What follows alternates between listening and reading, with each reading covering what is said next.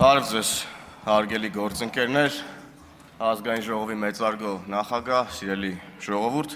քննարկում ենք հեռուստառադիո հանձնաժողովի անդամ Հակոբ Հակոբյանի լիազորությունները դադարեցնելու մասին որոշման նախագիծը, որը ներկայացրել է ընդդիմությունը, մասնավորապես Հայաստան դաշինքը,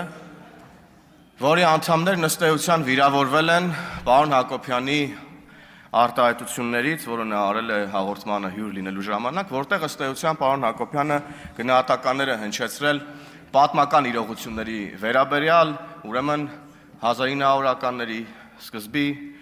ուրեմն իրադարձությունների վերաբերյալ, հետո համեմատականներ է անցկացրել մեր օրերի հետ եւ ըստ էության գնահատական է հնչեցրել Դաշնակցության գործունեությունը որպես հիմնական ավանդական կուսակցություն։ Եվ ըստ էության Դաշնակցությունը վիրավորվել է այս արտահայտությունից եւ օրակարգ է մտածել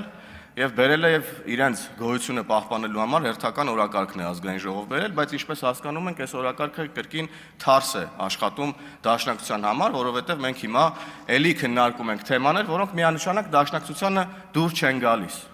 Եվ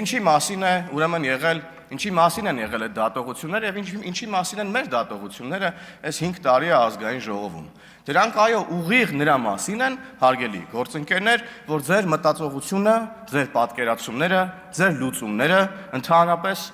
չեն համապատասխանում Հայաստանի Հանրապետության շուրջ տեղի ունեցող ներկա իրողություններին։ Ձեր լուծումները չէին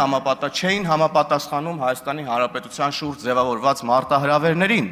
Եվ այս մտածողության տարբերության եւ այս մտածողության վտանգավորության մասին է խոսքը, որ առաջին հերթին ձեզ օգնող եւ ոչ թե ձեզ վիրավորող, ուրեմն գնահատականներ են։ Դուք պետք է օգտվեք այս գնահատականներից եւ հասկանաք, որ ուրեմն ձեր մտածողությունն ու պատկերացումները չեն տեղավորվում այսօրվա իրականության մեջ։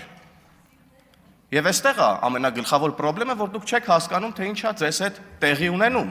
Եվ ամենատարբեր կողմերից իմ գործընկերներն ամենավառ օրինակով բացատրում են ձեր հնացած եւ վտանգավոր մտածողության մասին, բայց դուք մեկը շարունակում եք պնդել ձերը եւ չհասկանալ, թե ինչա ձեր հետ տեղի ունենում քաղաքականապես եւ պատմականորեն։ Եվ զարմանում է պարոն Մինասյանն, ասում է, ո՞նց է ստացվում, որ ձեր մտածողությունը նույնական է ոմանց հետ, իհարկե պարոն Մինասյանն այս համատեքստում ի նկատի ունի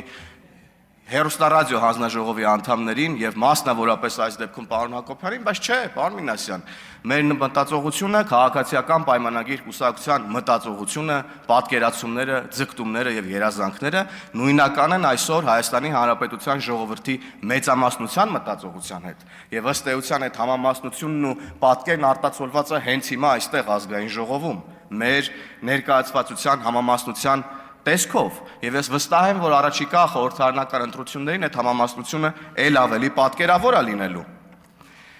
Գիտեք,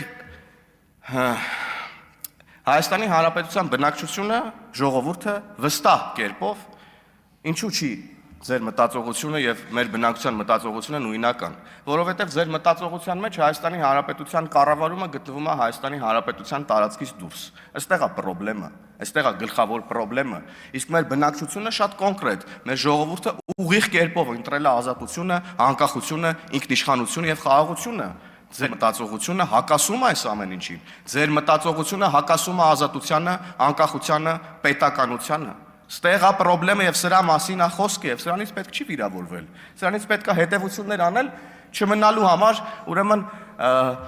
պատմության լուսանցքում, ինչպես գործընկերուհիս ասեց, որ դուք չարխիվացվեք որպես կուսակցություն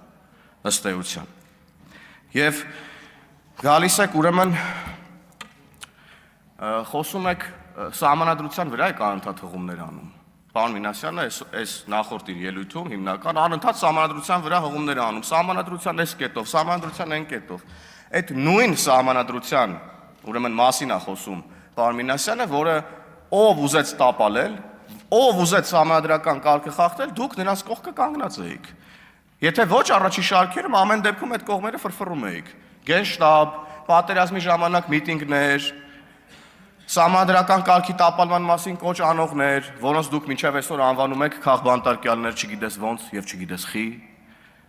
Այստեղ է գլխավոր խնդրեմը, հարգելի գործընկերներ։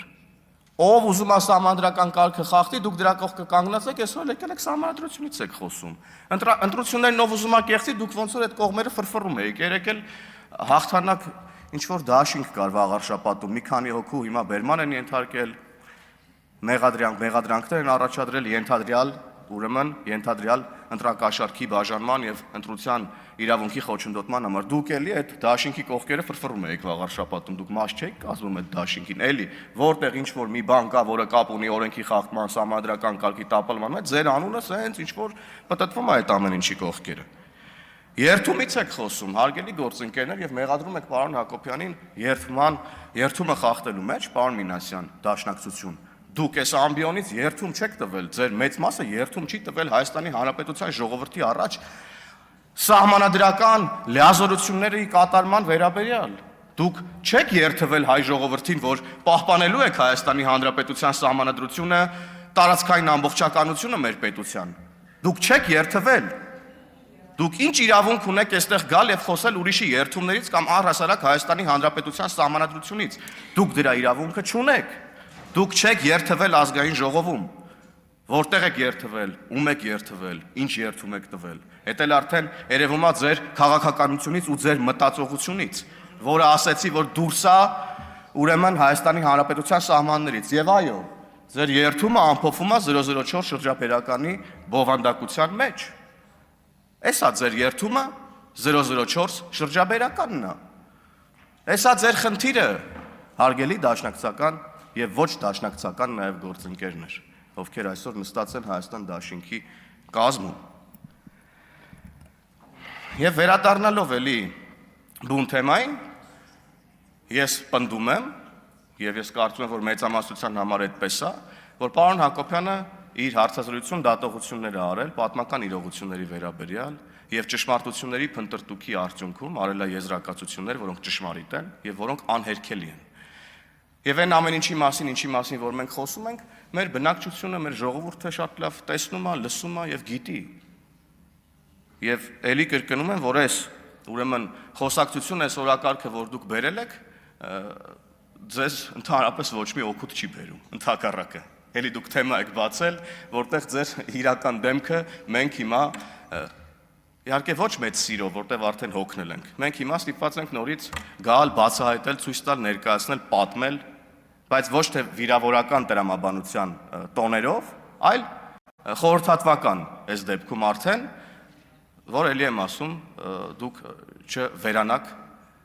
քաղաքական կյանքից, չնայած կարծում եմ արդեն ուշ է այդ խորհուրդների համար, ուշացած են արդեն այդ խորհուրդները։ Եվ գալով բուն թեմային,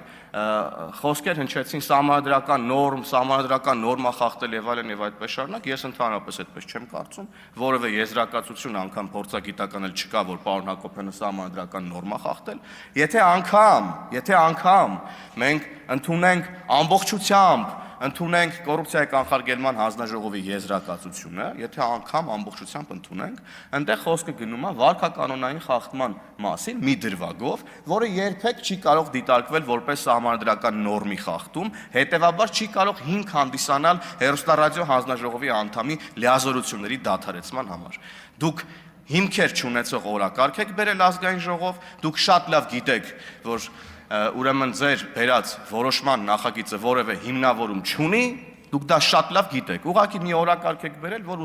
ջրի վրա մնաք, բայց ջրի վրա դուք վաղուց արդեն չեք, դուք խորտակված եք որպես քաղաքական միավոր, հաջողություն, շնորհակալություն։